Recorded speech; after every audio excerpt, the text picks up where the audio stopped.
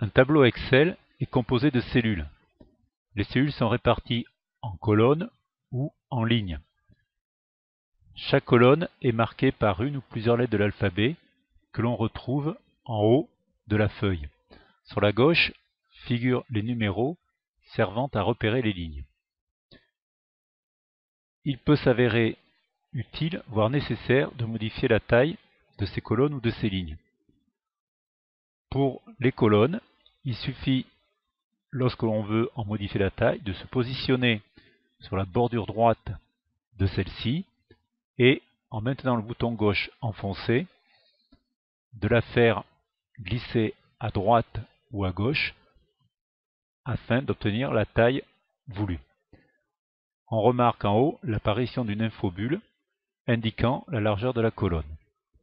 Pour la ligne, on se place sur la bordure inférieure de la ligne et on fait glisser la souris en maintenant le bouton gauche enfoncé de haut en bas ou de bas en haut jusqu'à obtenir la hauteur souhaitée. Là également, une infobulle nous indique la hauteur de la ligne.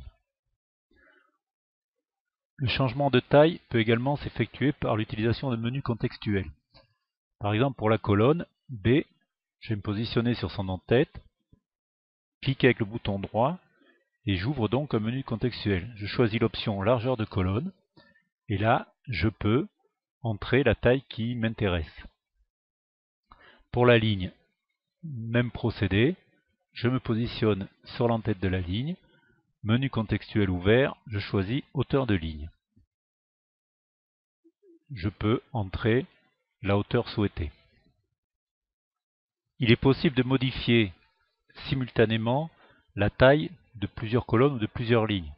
Par exemple, si je veux modifier plusieurs colonnes, je vais me positionner sur la colonne A, puis je vais faire glisser en maintenant le bouton gauche enfoncé ma sélection jusqu'à la dernière colonne que je veux modifier. Et là, soit en utilisant le menu contextuel, soit en faisant glisser la souris avec le bouton gauche enfoncé, je modifie la taille de mes colonnes.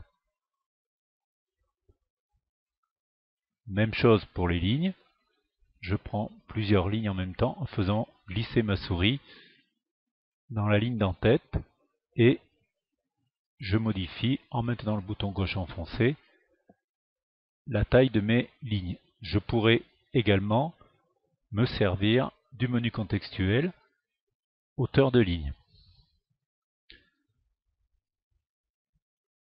Il est tout à fait possible de modifier simultanément la taille de colonne ou de cellule non adjacente. Par exemple, je prends A, je sélectionne A et je maintiens ma touche CTRL enfoncée. Je prends C, je prends par exemple J, et là, en me positionnant sur une bordure quelconque à droite, je vais modifier mes 3 colonnes simultanément. Le même procédé fonctionne pour les cellules et on pourrait utiliser aussi les menus contextuels. Comme je l'ai dit en introduction, le redimensionnement des colonnes ou des lignes peut s'avérer nécessaire. Nous allons prendre l'exemple de plusieurs colonnes en commençant par la colonne P. Cette colonne dans laquelle nous devrions voir apparaître des noms de rues est quasiment illisible. Nous allons l'adapter, mais de façon automatique. C'est-à-dire que Excel va chercher dans cette colonne quel est le contenu le plus grand et va adapter sa taille à ce contenu. Pour cela, il suffit de se positionner sur la bordure droite de la colonne et de cliquer 2 fois dessus. Et automatiquement, on s'aperçoit que tous les noms de rues sont parfaitement lisibles, et notamment les plus longs. Ce qui est valable pour les colonnes trop petites est également valable pour les colonnes trop grandes. Par exemple, la colonne affichant les sexes, qui est beaucoup trop large pour le contenu qui s'y trouve. Donc là, nous allons cliquer 2 fois et la colonne se rétrécit suffisamment pour permettre de lire le contenu.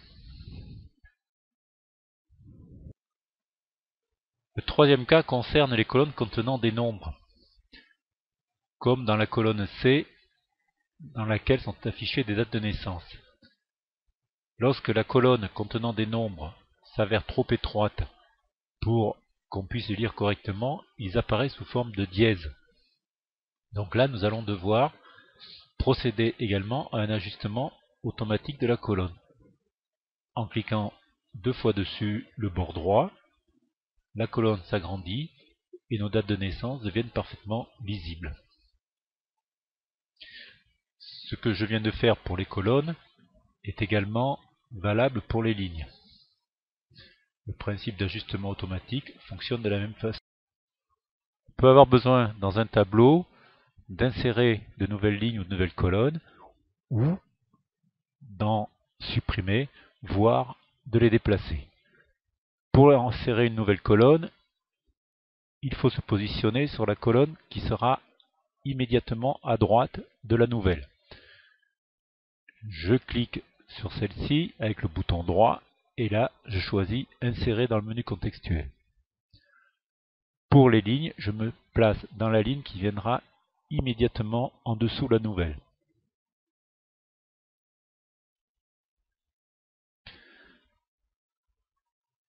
Si je veux insérer plusieurs colonnes simultanément, je vais choisir par exemple d'en mettre 2 nouvelles. Donc j'en sélectionne 2. Et là, je clique sur insertion et j'en insère 2, mais à gauche de la première sélectionnée. Même chose pour les lignes. Si on veut les supprimer, on se place sur la colonne à supprimer et on choisit supprimer. Ou alors si c'est la ligne, on choisit supprimer lorsque la ligne est sélectionnée et qu'on a pris le menu contextuel avec le bouton droit. On peut également procéder à des insertions multiples sur des colonnes ou des lignes non adjacentes. Il suffit de sélectionner celle-ci en maintenant le bouton CTRL enfoncé et de prendre l'une d'entre elles, d'ouvrir le menu contextuel et de cliquer sur insertion. Ce procédé fonctionne également pour les lignes.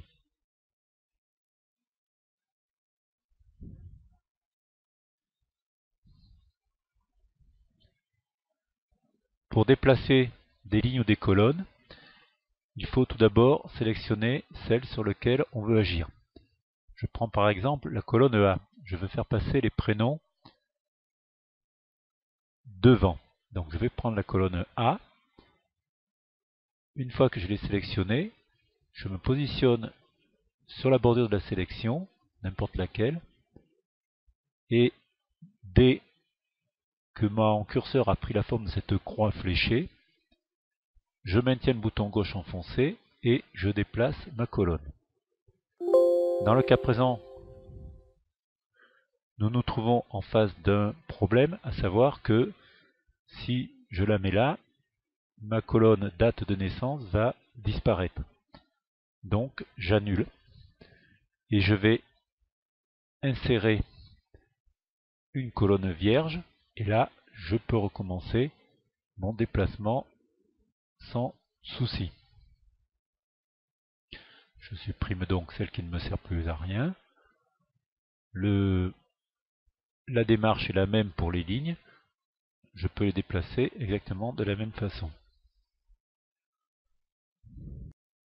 Un autre moyen de déplacer les colonnes ou les lignes va être d'utiliser les fonctions couper ou copier d'Excel.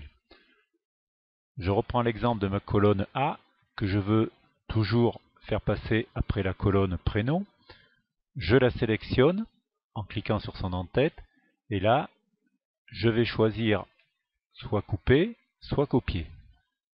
Dans notre cas on va choisir couper. Alors, 2 possibilités, soit je prends dans l'onglet accueil l'option couper, ou je prends ici dans le menu contextuel couper, ou avec le raccourci clavier CTRL X. Je choisis couper.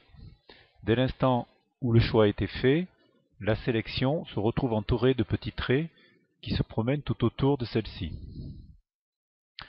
Je vais maintenant me positionner sur la colonne C qui est date de naissance.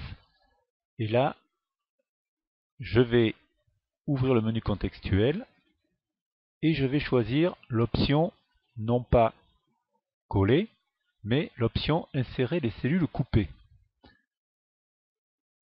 Je choisis et je m'aperçois que la colonne date de naissance n'a pas disparu, mais qu'une colonne a été insérée entre prénom et date de naissance et que les noms y ont été collés. Ce procédé est valable pour les lignes. Je prends par exemple la ligne 4. Je choisis copier. Dans ce cas-là, toujours pareil, on voit que les petits tirets circulent autour de la sélection. Et je me positionne par exemple ici. Et là, je vais ouvrir le menu contextuel et je choisis insérer les cellules copiées. Et je vois que j'ai deux fois ma ligne, mais par contre, rien n'a été effacé dans les lignes qui existaient à l'endroit où je l'ai collé. Par contre, si je veux copier ou couper seulement une partie d'une colonne ou de ligne, cela relève d'opérations sur les cellules et non plus sur les lignes et les colonnes. Et nous l'aborderons dans la suite de cet exposé.